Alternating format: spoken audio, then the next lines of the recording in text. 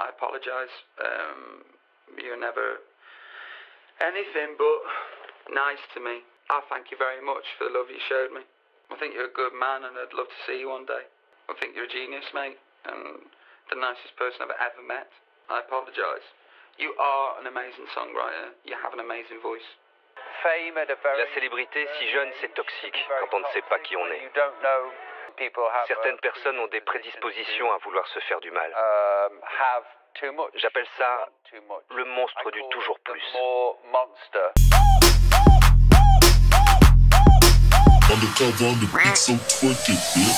Bonjour, bonsoir tout le monde, je suis ravie de vous retrouver aujourd'hui pour une nouvelle vidéo qui sera consacrée au chanteur Robbie Williams. On a beaucoup parlé de lui là à la fin de l'année dernière parce que ce mois-ci sort son biopic Better Man où il a les traits d'un chimpanzé. Je vous avoue que ça m'intrigue énormément, j'ai vraiment envie de le voir. Du coup je me suis dit qu'il était temps de dresser son portrait. Donc écoutez, c'est parti. Robbie Williams, de son vrai nom Robert Peter Williams, est né le 13 février 1974 à Stoke-on-Trent et c'est donc un auteur, compositeur, interprète britannique. Stoke-on-Trent, là il a grandi, c'est une région ouvrière du centre de l'Angleterre. Il a été élevé par sa maman fleuriste et son père qui était comédien mais qui a quitté le foyer peu après la naissance de Robbie. À l'âge de 3 ans, ses parents divorcent, il vit seul avec sa mère et sa sœur. Il va fréquenter l'école catholique Sainte Margaret Ward où il va développer sa passion pour le chant et le spectacle. Il a beaucoup de talent, il est connu pour sa personnalité charismatique dès son plus jeune âge. Il participe à toutes les pièces de théâtre et à des spectacles musicaux à l'école et perfectionne donc sa présence sur scène et son sens du spectacle. J'ai vu des extraits, c'est assez impressionnant. Il a vraiment l'air hyper à l'aise pour un gosse quoi, c'est waouh, chaque fois ça m'impressionne.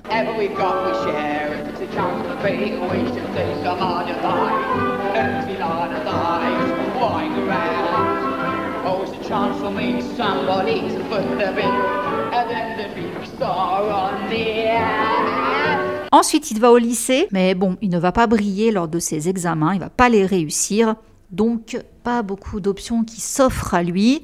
Donc il va prendre un emploi de vendeur, il va auditionner pour divers concours et émissions de talent, notamment New Faces, qui est une émission de télévision britannique assez populaire, et ça va lui accorder justement un peu de visibilité. En 90, alors qu'il a 16 ans, sa mère remarque un article dans le journal concernant une audition pour un groupe de garçons, et vu la voix de son fils Robbie, elle lui fait part de cette annonce et elle l'encourage à passer l'audition. Bon bah bingo, hein, il rejoint le groupe Take That, qui va devenir l'un des groupes les plus réussis de l'histoire de la musique britannique. Gros succès, des millions et des millions d'albums vendus. Ils vont décrocher 3 disques d'or et 8 de leurs titres se classent en tête des ventes au Royaume-Uni. Alors il intègre Take That, il a à peine 16 ans, donc il est quand même très jeune. Ça va lui fournir des expériences précieuses, mais ça va également apporter son lot de conflits, notamment déjà au sein du groupe. Déjà, sa personnalité qui lui était propre, fallait un peu la gommer, fallait un peu la lisser. Du coup, il va cesser de donner son avis et faire ce qu'on lui dit de faire. Donc les règles établies pour le groupe étaient assez strictes, trop strictes pour quelqu'un d'aussi extraverti que Robbie. Et du coup, il a trouvé refuge dans l'alcool et les substances. Par la suite, il aura aussi des litiges avec BMG, la maison de disques, car apparemment, il ne pouvait pas se lancer dans une carrière solo à cause d'une clause qui l'en empêchait s'il quittait Take That. Et c'est de toute façon ces problèmes d'addiction qui ont été le catalyseur de son départ de Take That. On lui avait dit que ce n'était pas la façon dont on se comporte dans un boys band. Alors il y a eu un documentaire Netflix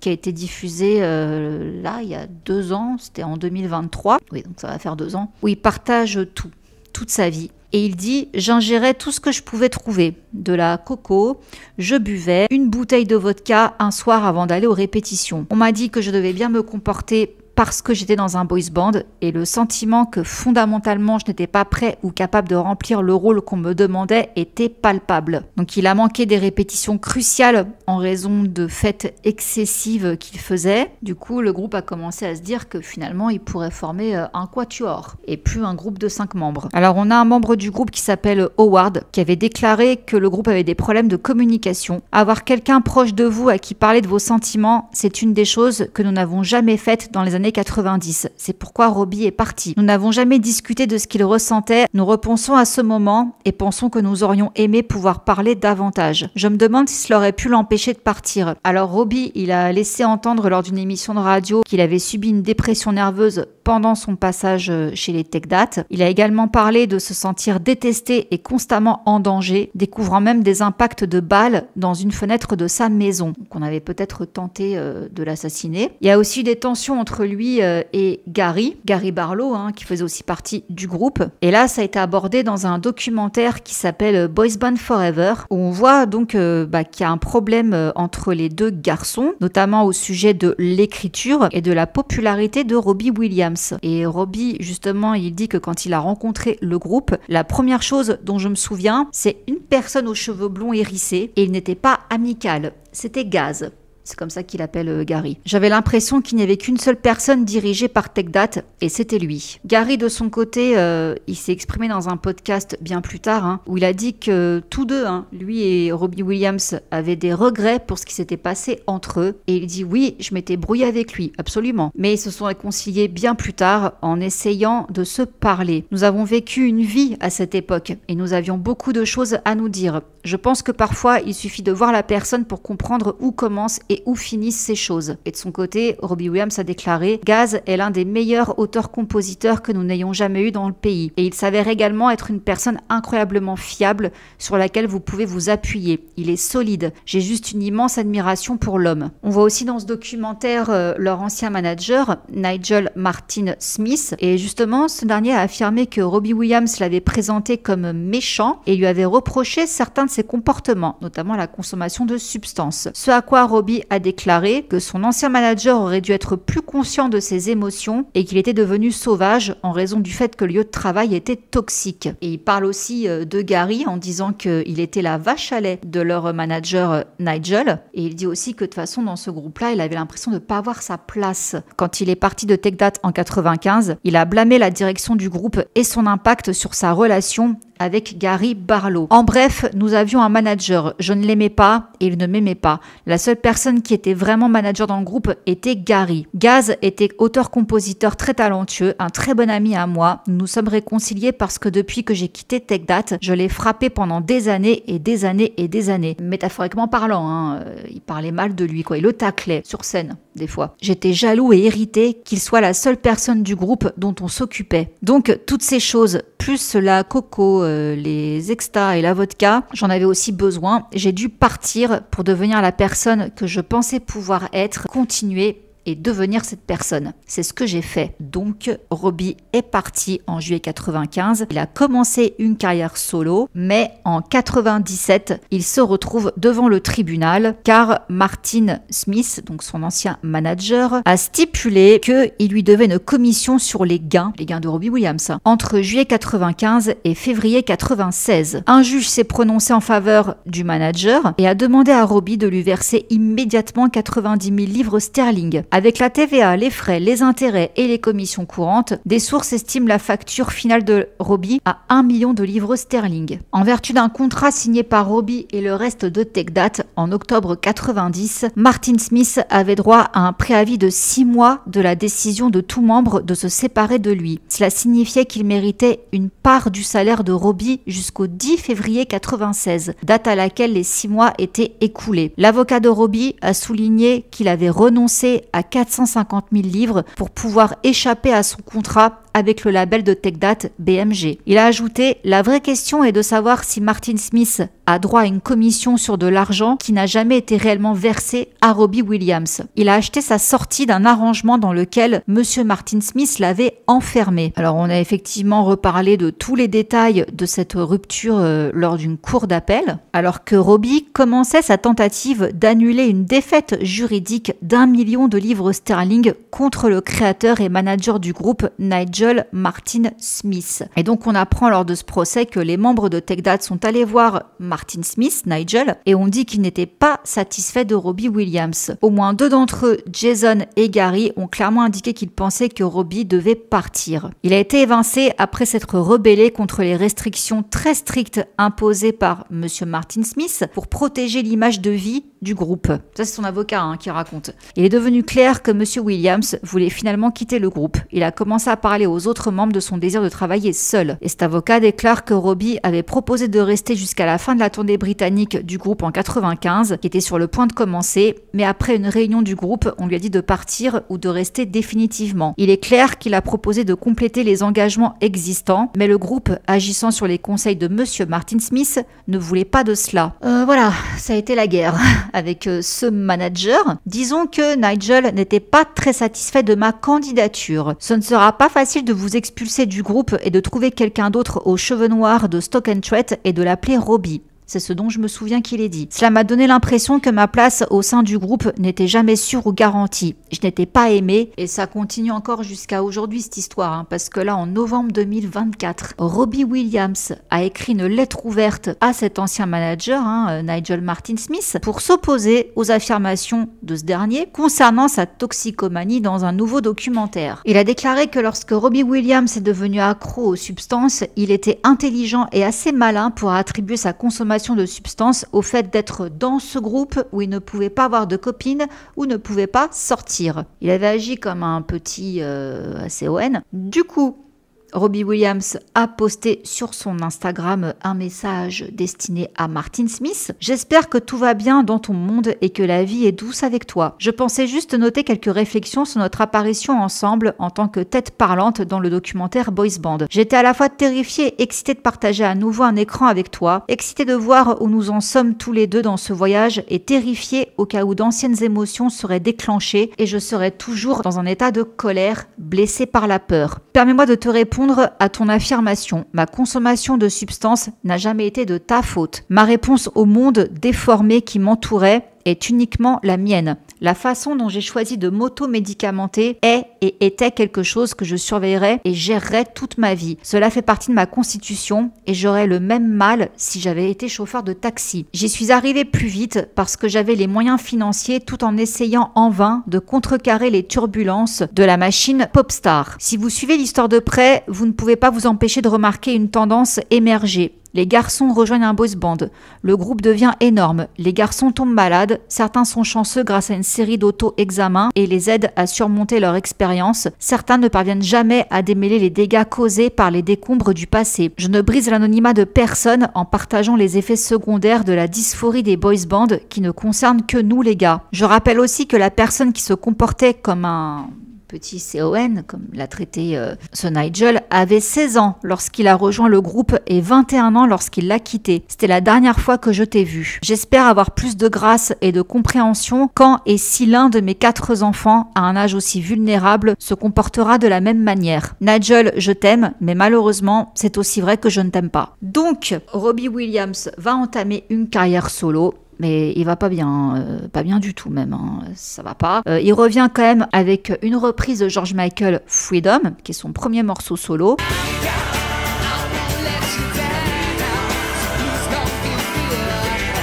Et donc, il enregistre son premier album qui s'appelle Life Through a Lens en compagnie de quelqu'un qui aura une grande importance dans sa vie, Guy Chambers, qui a pu déjà assister à une descente aux enfers de Robbie lors des sessions d'enregistrement de cet album. Robbie, il buvait énormément, il était pas bien du tout. Du coup, il a fait une cure de désintox entre la sortie de Freedom et le titre Old Before I Die. Alors l'album, il va recevoir des critiques mitigées parce qu'il n'y a pas encore eu le dernier single qui est sorti et qui va changer toute la donne. Il s'agit de Angels.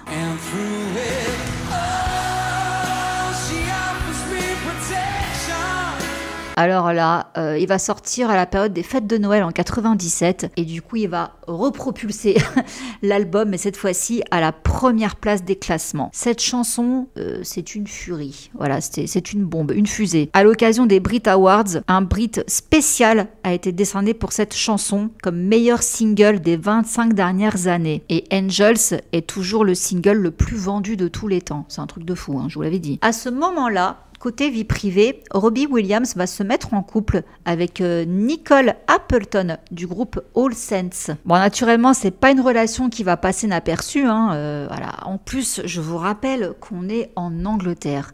Les tabloïds britanniques, ce sont des fous furieux. Lady Diana, Amy Winehouse, voilà, pour ne citer qu'elle, hein, c'est pire qu'aux States. Là-bas, c'est une dinguerie, on ne peut pas être tranquille une seule seconde. Donc, ils vont se faire harceler. Déjà, Robbie tout seul, hein. Il s'est fait harceler avec les Take That déjà, ensuite tout seul, mais alors là avec elle c'est pareil. Leurs carrières exigeantes et l'intrusion constante des médias ont eu des conséquences néfastes sur leurs relations. Les pressions de la célébrité, les difficultés à concilier vie personnelle et professionnelle ont ajouté des tensions à leur histoire. Du coup, après plusieurs années ensemble, Robbie et Nicole ont annoncé leur séparation en 1999. Bon, la nouvelle a choqué tous les fans parce qu'ils étaient très populaires l'un et l'autre à cette époque-là, et ça a été une rupture très difficile pour Robbie. Mais entre-temps, il a quand même sorti un autre album en 98 qui s'appelle I've Been Expecting You. On a le single Millennium qui va cartonner dans les charts. L'album va très très bien fonctionner.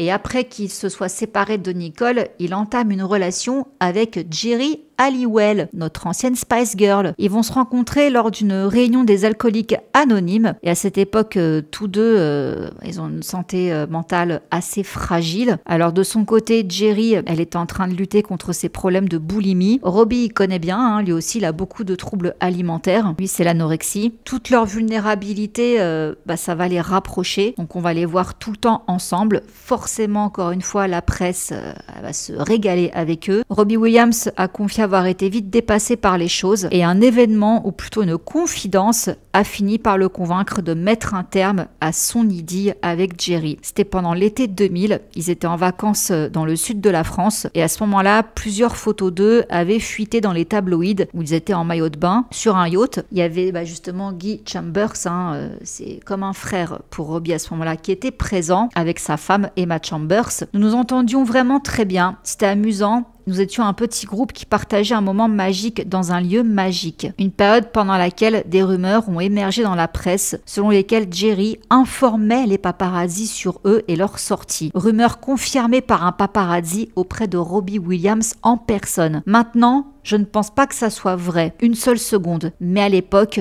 je l'ai cru. Cela montre ce que le fait d'être sous les projecteurs peut faire sur votre santé mentale, lorsque vous ne pouvez faire confiance à personne. D'une certaine manière, cela a gâché le souvenir de cette période si importante de ma vie. Alors, justement, côté santé mentale, Robbie se cache pas, il est très très transparent sur toute cette addiction, sa santé mentale, etc. Je rebondis là-dessus tant qu'on en parle, parce qu'effectivement, il en a parlé, au-delà de ses addictions. Il dit qu'il se réjouit que la prise en charge de la santé mentale ait évolué au fil des années, mais il regrette que celle des stars soit encore un sujet tabou. Dieu merci, aujourd'hui on aborde différemment les problèmes de santé mentale, mais j'ai récemment lu un texte qui m'a profondément dérangé. Il avançait que les célébrités rendaient les troubles mentaux sexy. Il n'y a rien de sexy dans le fait de prendre un couteau pour s'ouvrir les veines, comme je l'ai fait.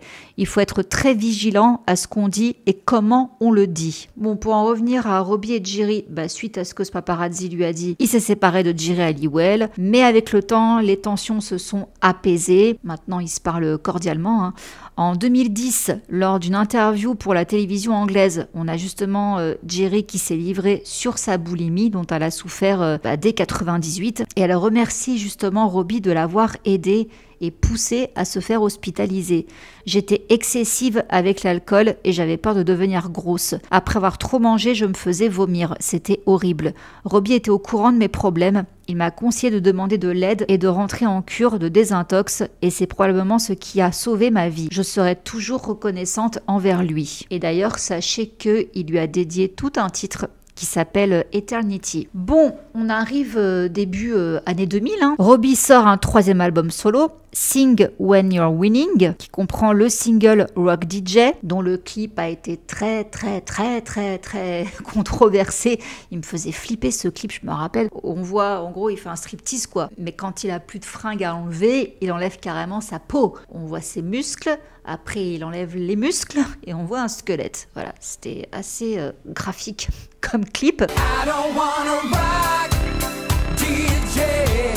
Bon, vous vous doutez bien que du coup, ce clip a été édité sur de nombreuses chaînes de télévision qui n'ont pas voulu montrer tout ça, mais ça reste quand même un sacré succès. Ça a été le 4e single le plus vendu au Royaume-Uni en 2000. La chanson a remporté le prix du meilleur single britannique et du meilleur clip vidéo de l'année aux Brit Awards, ainsi que des meilleurs effets spéciaux également aux Brit Awards et aux Video Music Awards. Et sur cet album, on peut retrouver des featuring avec Rupert Everett, Nicole Kidman, John Lovitch, ainsi que Frank Sinatra en duo à titre posthume. Il chôme pas, je pensais pas qu'il avait sorti autant d'albums quand je me suis penchée sur son histoire pour faire la vidéo. Moi perso, c'est après cet album-là que je l'ai quasi plus entendu, alors qu'en fait il a pas arrêté. Je sais pas où j'étais après ça, dans une grotte, je sais pas ce qui s'est passé. Je me suis arrêtée après Nicole Kidman, moi, parce que le duo m'avait choquée. Je savais même pas que Nicole savait chanter, mais à mon souvenir, c'était à l'époque où elle avait fait Moulin Rouge. C'est là que j'ai découvert qu'elle savait chanter, et après donc elle a fait ce duo avec Robbie. Je me suis dit tiens. Mais après, Robbie, je ne l'ai plus vu. Et pourtant, il a continué. En 2002, il signe un gros contrat de 80 millions de livres sterling avec EMI. C'est le plus gros contrat musical pour un artiste britannique. Enfin, jusqu'à ce que Adele passe par là en 2016. Donc, dans ce contrat, on a la promesse d'EMI de l'aider à percer aux États-Unis. Parce que pour l'instant, il est boudé. Il a tenté, mais ça n'a pas été très convaincant. Du coup, il sort un album qui s'appelle Escapology, qui va un peu plus marcher à l'échelle internationale que ses albums précédents, mais c'est pas encore le gros kiff aux States comme il le voudrait. Le premier single, c'est Feel. Ensuite, on aura Come and Down. Et là, pareil, le clip de cette chanson va être censuré. On voit en fait un lendemain d'une nuit de débauche. Robbie est au lit avec 2 femmes, des invités encore sous l'effet de substances, de l'alcool, des images d'insectes, de rongeurs et de reptiles. Ça a choqué. Et ce qui va également choquer, c'est la séparation de Robbie et de Guy Chambers.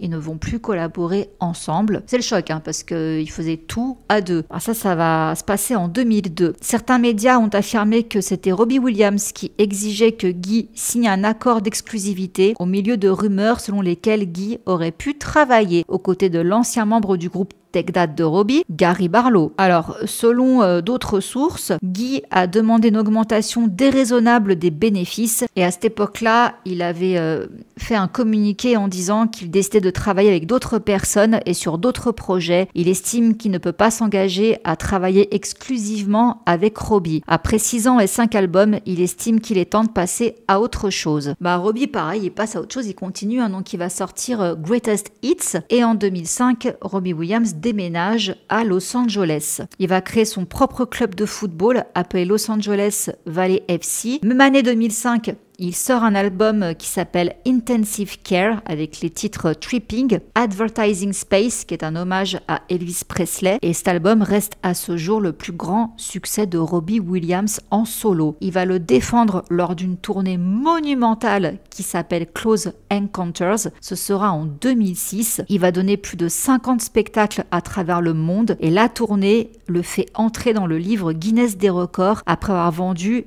1,6 million de billets en une seule journée. La même année 2006, il n'arrête pas, il lâche rien. Il sort un album qui s'appelle Rootbox et à cause d'un titre de cet album, il va avoir encore des problèmes. Ça sera en 2007, quelques temps après la sortie.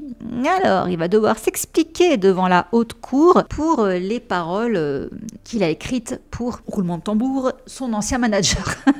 On revient encore à ça. Donc, il a dû payer une somme non divulguée à Nigel Martin Smith, après avoir admis qu'une chanson de son dernier album, Rootbox, suggérait que l'ancien manager de Take That avait volé de l'argent au groupe. Donc il a dû modifier les paroles de la chanson après la demande de dommages et intérêts de Nigel. Alors ce dernier s'est exprimé. Je lui ai dit que je ne voulais pas de dommages et intérêts et que j'y renoncerais volontiers s'il me rencontrait pour discuter et mettre toute cette négativité derrière nous. J'ai dit que nous devrions être à nouveau amis, mais il a refusé de me rencontrer. Alors maintenant, il doit me payer des dommages et intérêts. Est-ce que je l'ai enfermé dans une cage ou lui ai mis des épingles dans les yeux?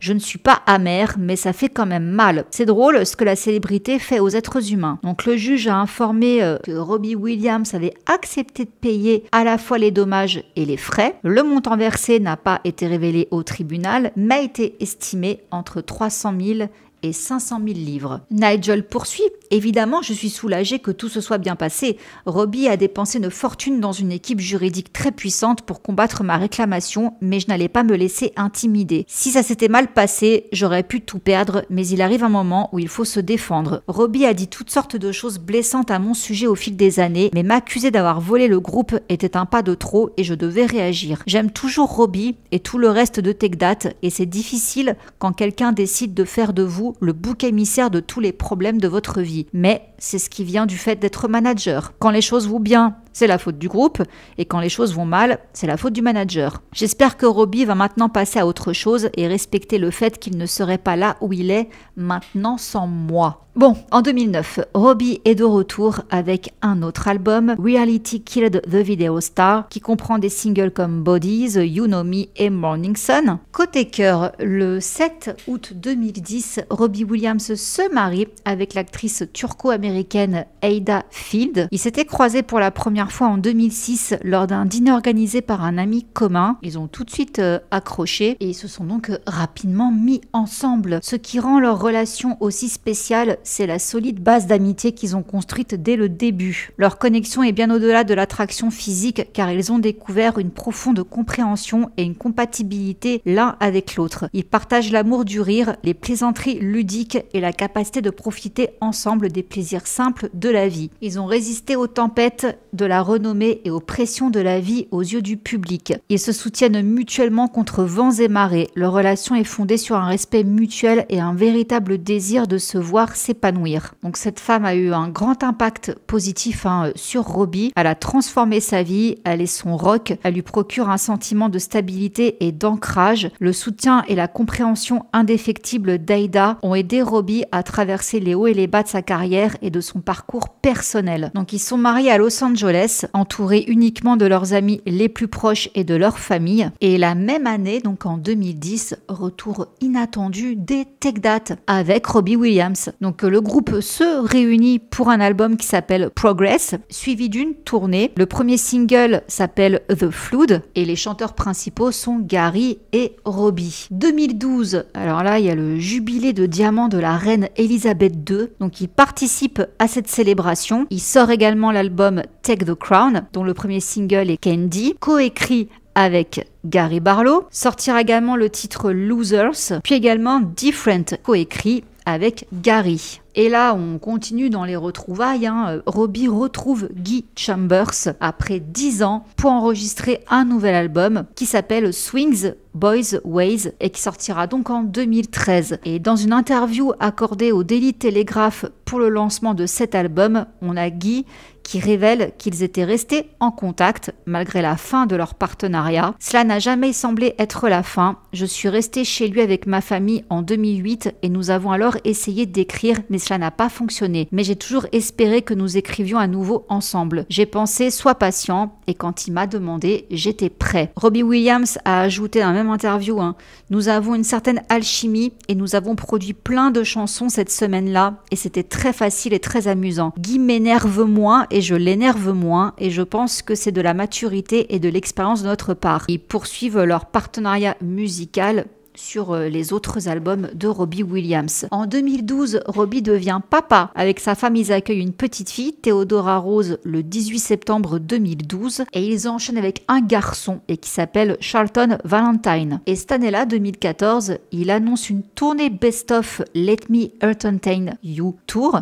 Et il y a également un album qui sort, Under the Radar Volume 1. Et en mai 2016, Robbie signe cette fois-ci chez Sony Music pour une somme record de 120 millions d'euros. Et le 25 septembre, 1h30 après qu'il soit monté sur scène à l'Apple Music Festival, il annonce un nouvel album qui s'appelle The Heavy Entertainment Show, qui sortira en novembre 2016. Là, on a des titres comme Party Like a Russian et également Love My Life. 2017, tournée européenne de Robbie qui porte le même nom que l'album, The Heavy Entertainment Show. Sauf que là, on verra qu'il danse plus trop comme avant parce que il souffre d'arthrite. J'ai de l'arthrite dans le dos, donc je ne peux même pas taper dans une balle. Je danse comme un père saoul lors d'un mariage, mais je dois quand même faire quelque chose pour combler le temps sur scène. Bon, il poursuit quand même. En 2018, il se produit lors de la cérémonie d'ouverture de la Coupe du Monde de la FIFA qui se déroule à Moscou, en Russie. Là, donc, il arrive à 44 ans. Il continue à parler de ses problèmes de santé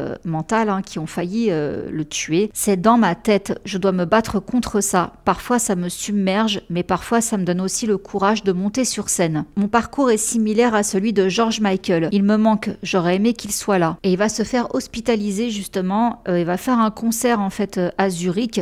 Et va être pris de problèmes respiratoires. Et il va dire également qu'il ne sent plus son bras gauche. Donc il va retourner au Royaume-Uni pour se faire soigner et il va déclarer avoir un problème au cerveau. J'ai passé des examens et des scanners de mon cœur, de mon cerveau et on a trouvé des anomalies, notamment ce qui ressemblait à du sang dans mon cerveau. Du coup, il a dû annuler les dates de ses prochains concerts. Bon, en 2018, il sera jury dans X Factor, donc c'est pour la 15e saison. Et la même année, le 7 septembre 2018, il annonce la naissance encore d'une petite fille par mère porteuse. Il s'agit de Colette Joséphine. L'année suivante, en 2019, il coécrit la musique de l'adaptation musicale The Boy in the Dress avec Guy Chambers. Cette comédie musicale va être produite par la Royal Shakespeare Company et elle se jouera jusqu'à l'automne 2020. Malheureusement, après, il y a eu le Coco, donc ils ont dû arrêter. Bon, entre-temps, Robbie a sorti son premier album de Noël en 2019 qui s'appelle The Christmas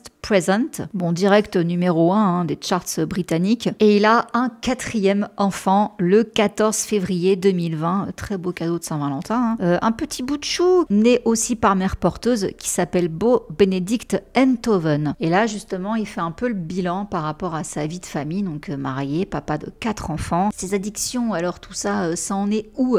Bon, déjà, comme je vous l'ai dit, sa femme l'a beaucoup aidé, mais également tous ses enfants. Donc, pour réussir à dire adieu à ses dépendances, il avait besoin d'un électrochoc, et c'est la parentalité qui lui a fait prendre conscience de ses excès. Donc là, son dernier, il a 10 mois, quand Robbie prend la parole. J'ai voulu changer pour leur bien. Je sais qu'avoir des enfants m'a permis de me débarrasser de mes mauvaises habitudes. Je m'en sortais bien avant aussi. Je n'ai pas bu d'alcool depuis 20 ans, pas pris de coco depuis très longtemps. Mais quand les enfants sont nés, je voulais être la meilleure version de moi-même pour eux. J'ai essayé de l'être d'abord pour ma femme, mais avec eux, il a fallu fuir pour de bon les sirènes du monde de la fête, ma vie d'avant. D'abord, je l'ai fait à contre-cœur, mais aujourd'hui, c'est une pure joie. Désormais, lorsque je traverse une mauvaise passe, je ne me tourne plus vers les substances, mais vers le corps médical. Je suis retournée voir un psy cette année. C'est compliqué de sortir un album, de parler à des gens comme moi et de passer à la télévision, puis de refaire la même chose pays après pays. Même si j'étais plus relax, ça resterait extrêmement stressant. Mais il s'avère que je ne suis pas une personne très relaxe. Je suis même l'opposé de cet état. J'ai toujours oscillé entre un bas niveau ou un haut niveau de dépression. Donc j'essaye de prendre soin de moi du mieux que je peux. Si ça implique de me reposer un moment tout seul dans mon coin, je le fais. La dépression est une maladie que l'on traîne toute sa vie, mais je sais que je pourrais toujours travailler même si je me sens mal. Voilà, ça fait quand même plaisir de voir que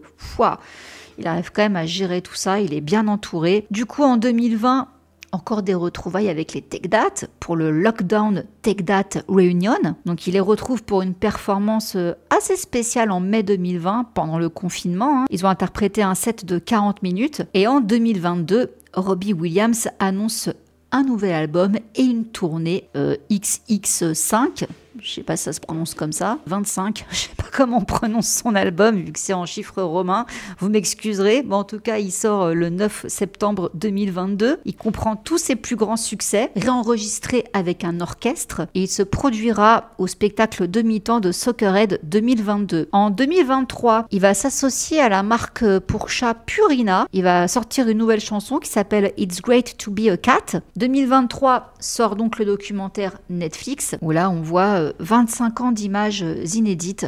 J'ai regardé, c'est fascinant. Franchement, c'est waouh. Mais ce qui est fascinant, mais qui fait de la peine, c'est de voir Robbie réagir à tout ça. Très beau documentaire, je vous recommande de le voir. Bon, malheureusement, il y a un truc beaucoup moins cool qui se passe cette année-là. Robbie fait une série de concerts et il y a une fan qui va perdre la vie lors d'un de ses concerts. C'est à l'Alliance Stadium de Sydney le 16 novembre 2023. En fait, c'était à la fin du concert. Il y avait quand même 38 000 spectateurs. Ils étaient en train de sortir du stade. Et là, il y a une spectatrice âgée d'environ 70 ans qui est tombée. Elle essayait d'enjamber des rangées de sièges pour sortir plus rapidement. Et elle a basculé en arrière et elle est tombée sur environ 6 rangées. Elle a été grièvement blessée à la tête et à la nuque. Elle a été conduite à l'hôpital, mais elle a succombé à ses blessures 4 jours plus tard. Du coup, le 22 novembre 2023, alors qu'il est toujours en tournée en Australie, Robbie Williams va lui dédier sa célèbre chanson Angels. Il a adressé ses pensées aux proches de la spectatrice décédée. Cela me paraît important après l'accident qui a eu lieu à Sydney après le concert. Depuis toutes ces années, je fais partie de vous,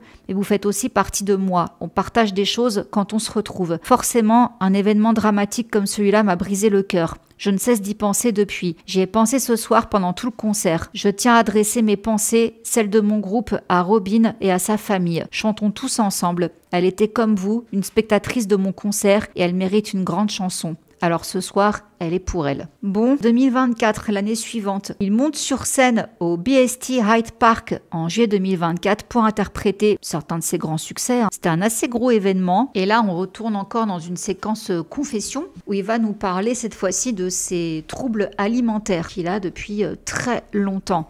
Alors, comme je vous disais tout à l'heure, en effet, quand il était avec Jerry Halliwell, il comprenait ses problèmes de boulimie parce que lui avait aussi un souci avec l'alimentation.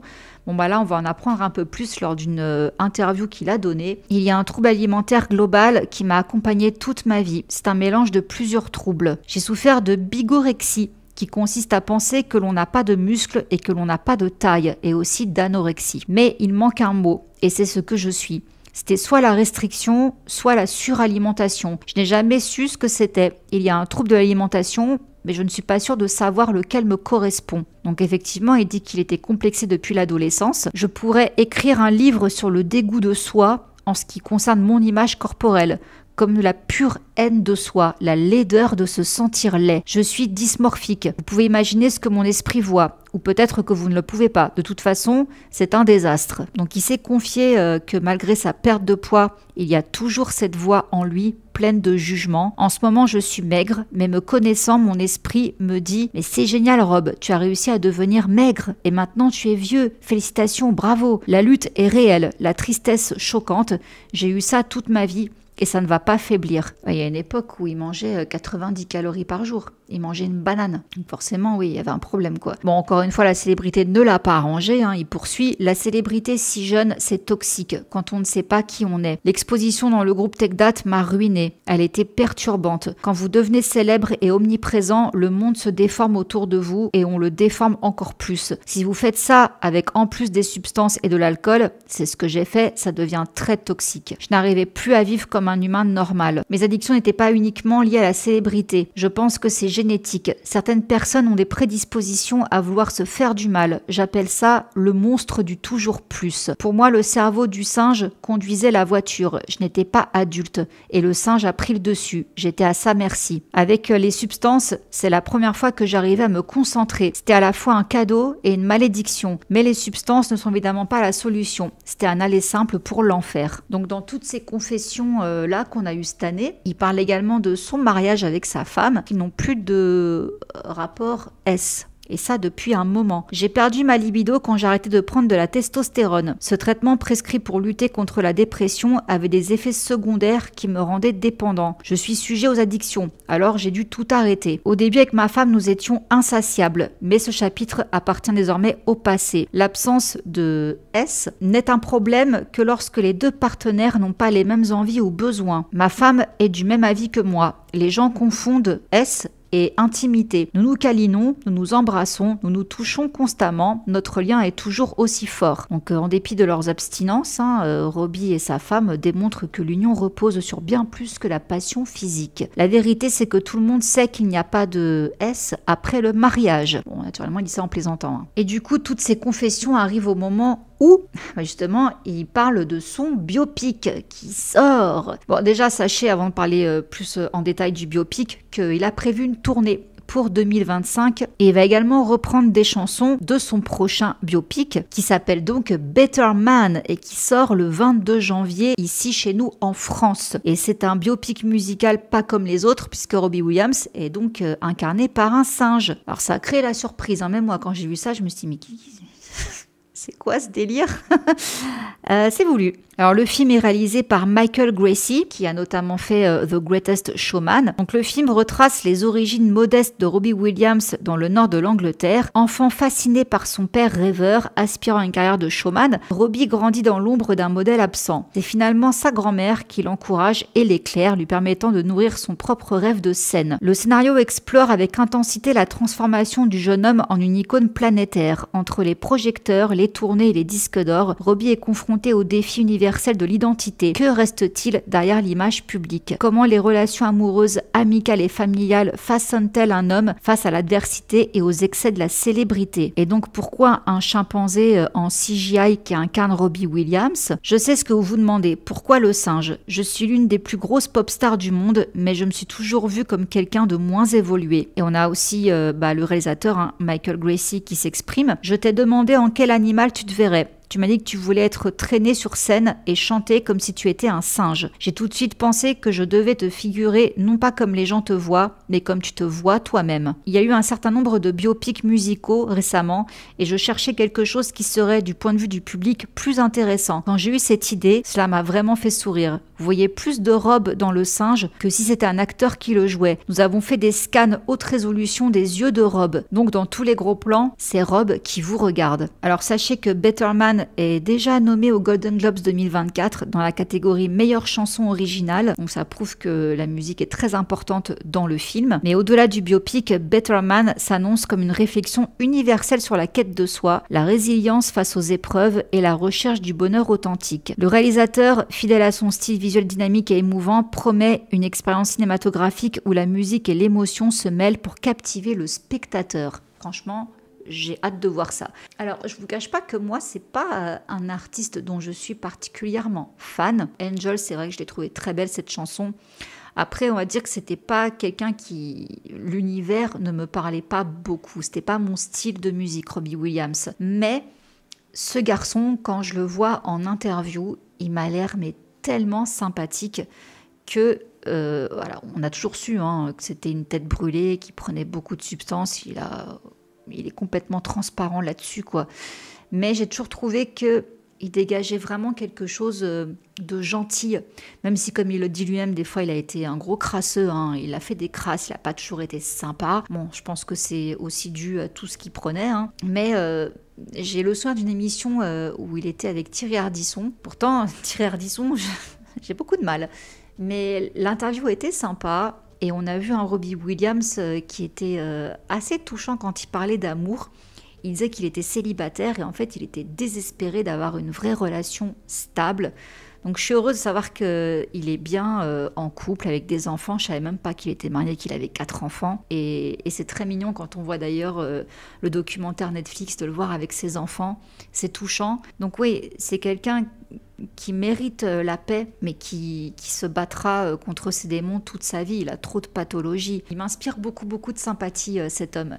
C'est pour ça que quand je le vois là en interview, je le regarde parce qu'il me touche. Voilà, il a vraiment quelque chose de touchant, je trouve. Donc voilà les amis pour Robbie Williams. Je vous laisse, je vous fais plein de gros bisous et on se retrouve très vite pour une prochaine vidéo. Mouah. Bisous, ciao.